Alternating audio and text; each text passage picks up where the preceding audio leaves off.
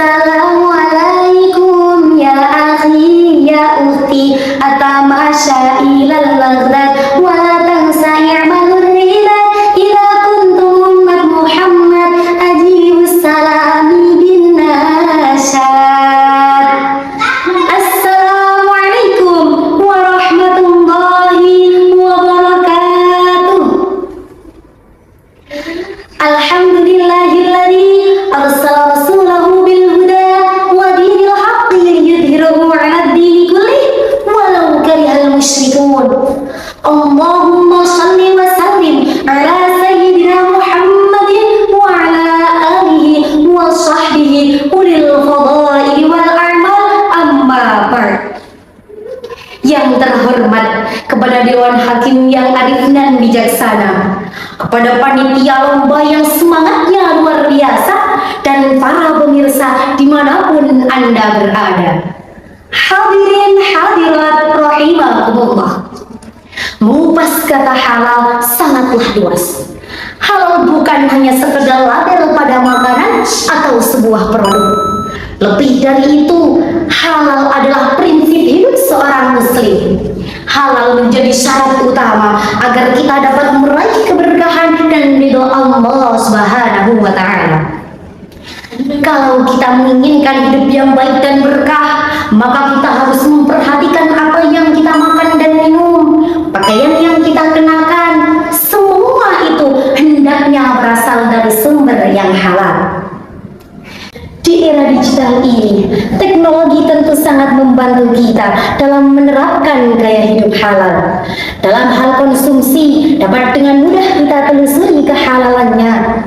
Dalam hal muamalah dan perbankan, kini semakin merebak bank syariah dan kehadirannya menjadikan kita terhindar dari riba. Dalam bidang teknologi, tidak kalah hebat dengan munculnya AI atau Artificial Intelligence. Namun, sudahkah kita memanfaatkannya dengan baik dan benar menurut syariah? Mari kita bahas. Sebelum menerapkan gaya hidup halal, langkah awal yang sangat penting adalah memastikan semua penghasilan kita berasal dari jalan yang diridhai Allah Subhanahu wa ta'ala. Dalam Al-Quran, surah Al-Baqarah ayat 168, Allah Subhanahu wa ta'ala berfirman, A'udzu billahi minasy syaithanir rajim. Bismillahirrahmanirrahim. Ya ayyuhan nasu kulu mimma fil ardi halalan thayyiban wa la tattabi'u khutuwatis syaitan innahu lakum aduwwum mubin. Al-ayah. Dalam ayat ini, selain kata halal, Allah juga menyebutkan kata thayyiban yang artinya baik. Artinya, semua perkara yang kita konsumsi tidak hanya halal secara zat, namun juga baik secara kualitas, kesehatan, dan bermanfaat. Pada zaman modern ini, sepatutnya kita sangat berhati-hati karena terkadang secara tidak sadar kita melakukan perbuatan yang haram atau syubhat, seperti melakukan plagiasi, melihat atau menyebarkan aib orang lain, bahkan terlibat dalam judi online. Hal ini kian marak terjadi. Mengapa? Karena kurangnya pengetahuan tentang mana yang halal dan mana yang haram.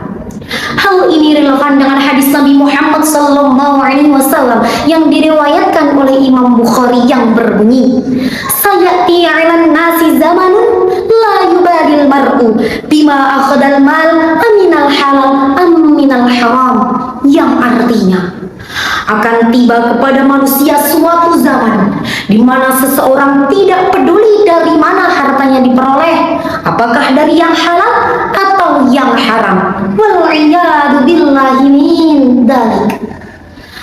Hadirin hadirat rahimakumullah.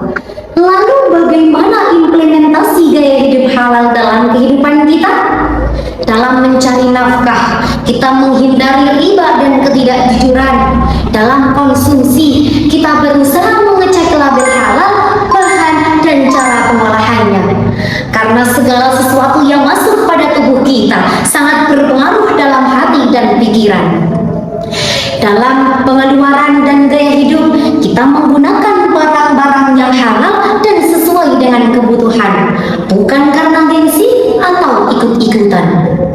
Dan yang terakhir, dalam bergaul dan bermasyarakat, halal berarti menjaga akhlak, tutur kata, dan adab dalam bermuamalah dengan sesama. Kiranya sangat memprihatinkan, kita sebagai manusia yang memiliki akal dan budi diam saja tidak mengembangkan pengetahuan kita tentang halal, haram, dan subhat. Karena yang membedakan di antara muslim sejati dengan yang lain adalah kadar keimanannya. Sudah tiba saatnya kita kembali mericat hati dan iman kepada Allah Subhanahu wa Ta'ala, seperti dawuh dari Sayyid Abdullah bin Alawi Al-Haddad Hadramaut yang mengatakan bahwa orang Islam itu derajatnya berbeda. Yang membedakan di antara mereka adalah iman dan amal solih. Semakin kuat iman seseorang, semakin tinggi derajatnya di sisi Allah Subhanahu wa Ta'ala. Cukup sekian yang dapat saya sampaikan. Wa ma khalaqtul jinna wal insana illa liya'budun. La haula wala quwwata illa billahil aliyyil azim. Yu pitri jungkel ning tangga, mlakune dingklang boyo kiloro. Cekap semanten atur kawula, kathah lepat nyuwun pangapura.